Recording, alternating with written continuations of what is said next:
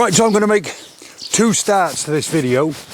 One of them is completely made up and the other one, well, you figure it out for yourself. Option number one. Paul's been following me for years and he's kept bugging me to come here over and over again. I can see him in the background now smiling. Don't spoil it for everybody, right? And he's pestered me and pestered me and pestered me to come here because he thinks I'm brilliant. That's option number one. Option number two is I happened across one of Paul's videos, loved what he was doing. I thought the pictures he took were fantastic and I definitely needed them for my portfolio. And I got so excited, I needed an excitable wee. Right, so there are your two options. Draw your own conclusions. Oi, we're not ready yet. No, no. Little swine. So exciting, so exciting. That's the first woodpecker I've ever seen. Look at that reflection. Wow. What an incredible place. Save this bit until later. Okay, I wanted to build up to this bit, but Paul wants to go and do this bit now because apparently it's the right time for the squirrels to eat the nut. So this is what's going to happen. Paul's created this and it's genius, really. The squirrels will come up here and then they'll leap across here where they reap the rewards of the nuts. We've witnessed a squirrel jumping a couple of times, so what's going to happen is by the time a squirrel jumps probably here, which is the highest point, we'll pre-focus the camera. We'll shoot from down there. Again, sorry for pointing when you can't see, but I'll show you it in a second. And then, fingers crossed, we get our timing right and we capture a really nice picture. So basically, squirrel comes up here, lands here, jumps across there, and we're going to stand roughly over there. That's Paul, by the way. Roughly there. I'll show you my setup in camera so you guys can see exactly what I'm looking at, and then fingers crossed we get our timing right.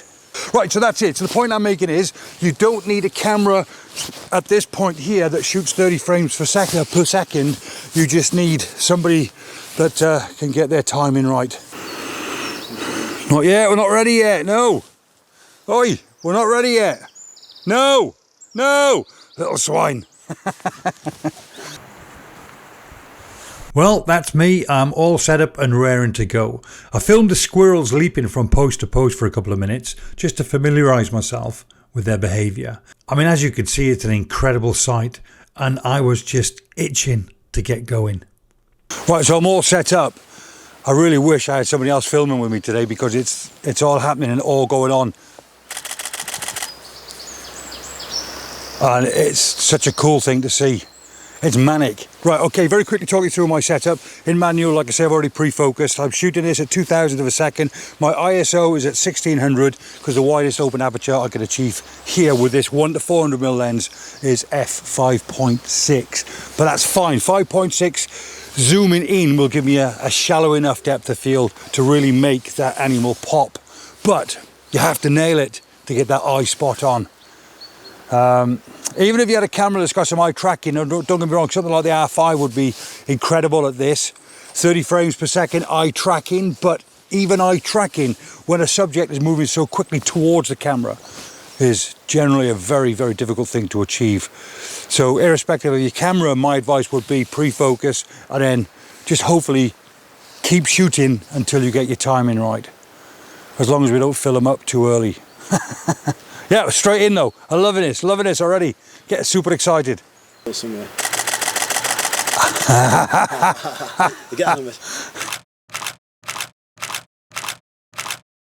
Well, that's the first test shot of the day in the bag. And that's why it's important to take test shots. I can't believe how high the pesky things jump. Let me refocus.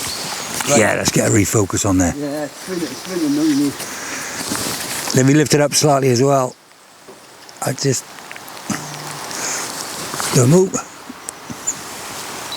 Perfect. Okay. Right, so this is quite interesting now because just reviewing the pictures back, and that's something I never do. I don't like reviewing pictures back. Obviously, I'll do a test shot, make sure it's fine. But I didn't actually realise how high they jump. So at 400mm, trying to be clever and get right in close at 400mm, they're actually going off the top of the frame. So I'm so glad that I checked that. It's much better nowadays to just zoom out and then if you want, crop in later. It doesn't matter. The files that these cameras produce nowadays are incredible and there's no reason why you can't just crop in. It's much better to do that than to mess up and do what I just did then. Balls up completely. He's probably full now and didn't want to come back. No. We'll put his legs down there again. That's nice one. That's good, That's that. like a flat one. You see us. Yeah.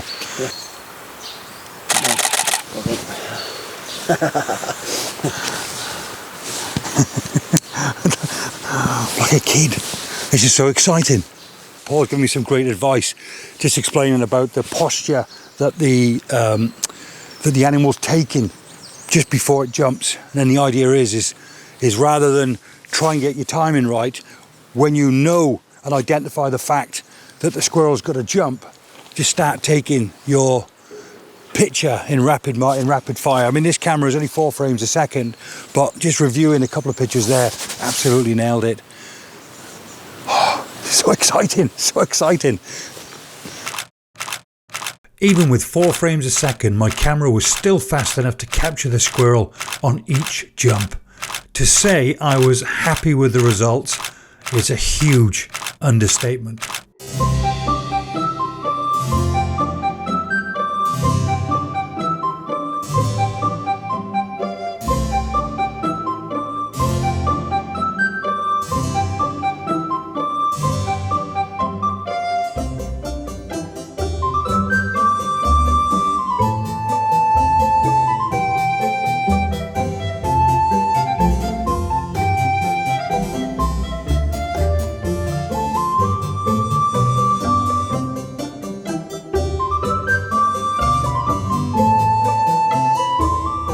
Second location, we're gonna shoot the squirrel, hopefully taking nuts on top of this wall. So Paul's placed a few nuts on top of this wall because A, it looks cool to photograph these beautiful brown squirrels on top of the wall with that amazing forestry background, although it will be blurred out because of that shallow depth of field, but it's still amazing because it looks so natural. And of course the key to all of this is to try and make the images look as natural as possible. I've opted to stick with the 1 to 400mm lens. The light is not particularly the best, but it gives me a greater reach. I'll be around about 5.6, probably 500th of a second. That's easy enough to handhold. I'm not really capturing them jumping or moving, so 500th of a second will be good enough for me here. If I wanted to, I could put the 70 to 200mm lens on, which is better under lower lighting conditions, because my 70 to 200mm lens is 2.8, so I've got the 2.8 version, so it's a much faster lens for environments like this, low lighting. But to be honest, my ISO at the moment will be around about 2000, possibly even higher to 3200, but cameras produce incredibly clean images nowadays. On top of that, the software that you can use on your images to clean them up are just incredible nowadays. Sometimes you're better off just buying more software. It's a strange thing to say, but sometimes you're better off buying more software than you are hardware. But yeah, pretty cool. So now we're set up, ready and raring to go. We just need some squirrels.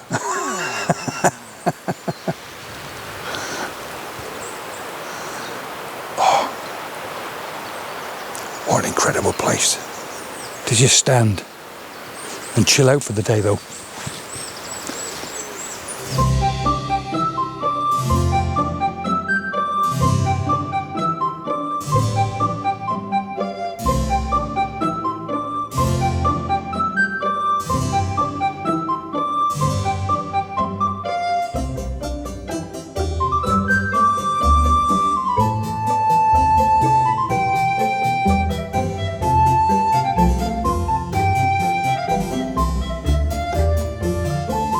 So again, Paul is out there now, just placing some nuts down, and we're going to sit ourselves down and grab a couple of shots. I'm not going to grab too many shots from here.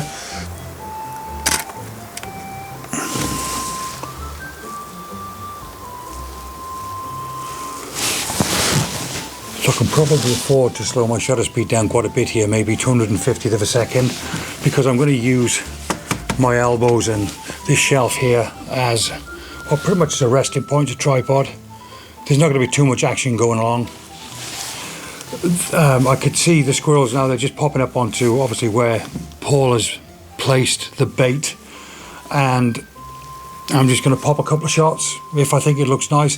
I quite like there's a gate down there that Paul's placed some nuts on as well, and I think that's quite cool, and some logs, and that's it really. I'm just going to grab 1 or 2 shots from here and then we'll move on.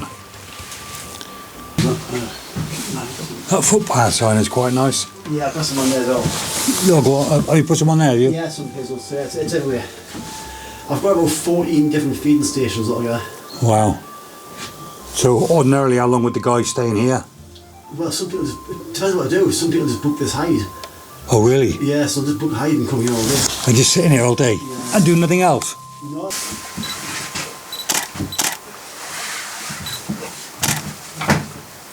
There you go.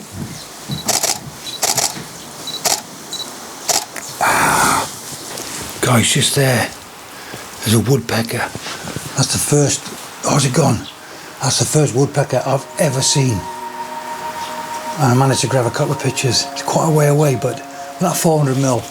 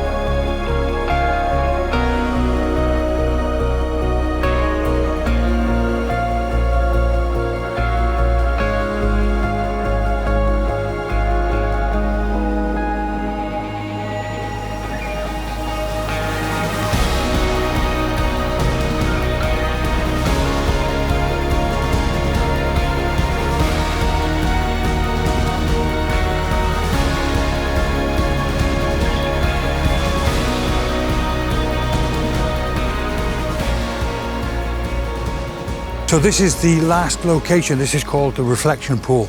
Paul's got everything set up and I'm ready to go in. I haven't got a clue what it's about. I can guess it's about reflections without stating the obvious, but I don't recall seeing any pictures from here, so I'm very excited about this. All right, let's go check it out.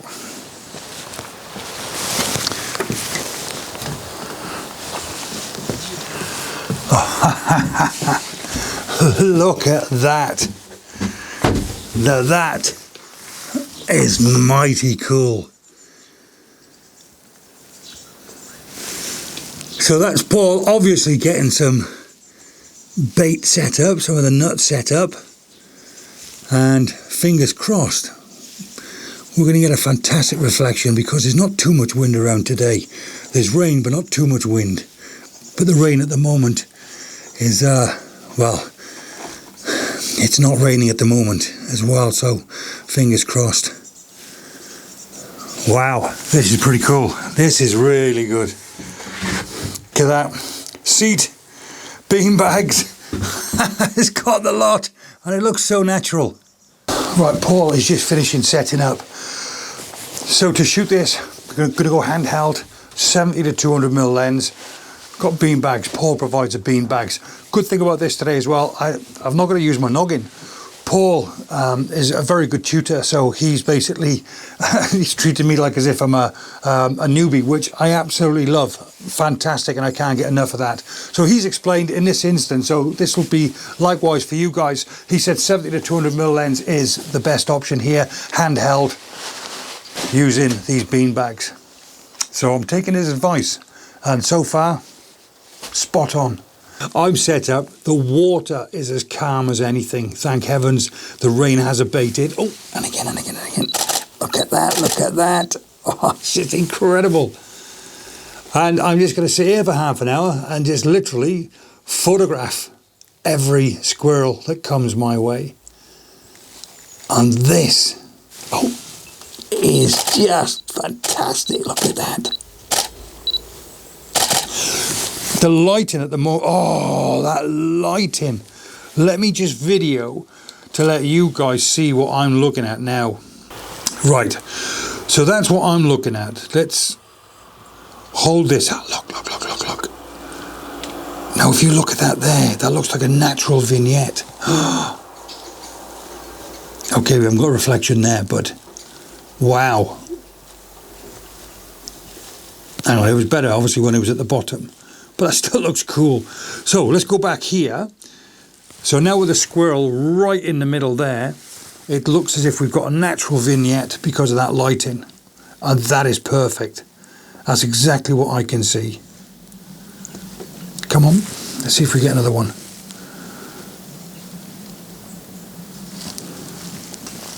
There you go. Look at that reflection. Look at that reflection. Wow.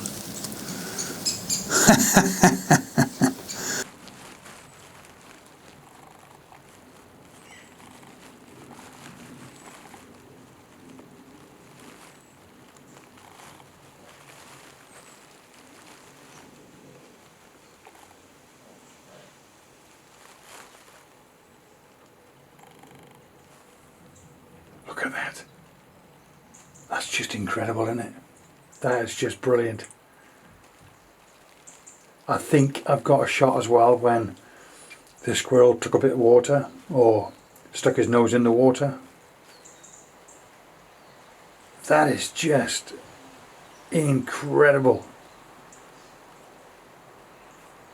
I know this is made up.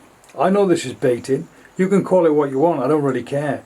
But for someone like myself that doesn't normally shoot wildlife photography, this is off the scale. Honestly, I know it's not a polar bear. I know it's not a wild owl. I know that. But this is just so cool. Look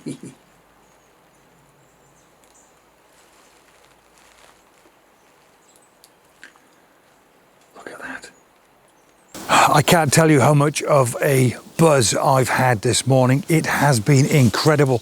It's 2 o'clock now. I met up with Paul this morning at 8:30, and at 8:45 we were here taking pictures, and I'm only dragging myself away now to try and avoid the rush hour traffic. If you like what you've seen so far, and especially if you like what I'm about to show you, and you fancy coming here and having a go at this for yourself, and I would urge you to, because honestly I'm still buzzing now. I'm so annoyed that I've got to go home. Then I'll leave all of Paul's socials down below. You might want to go and check his website out. It'll tell you where this fantastic location is, and also his pricing is on there as well. Go and check them out. And also Paul has an excellent YouTube channel. If you get a spare few minutes, and do me a favor, send some of our love his way by checking out his YouTube channel. And if you think his content is worthy of it, a thumb up and maybe a subscribe as well. Thank you so much indeed, as always, for being here, supporting me, supporting my channel. I hope you like these pictures. Until the next time, guys. Cheers.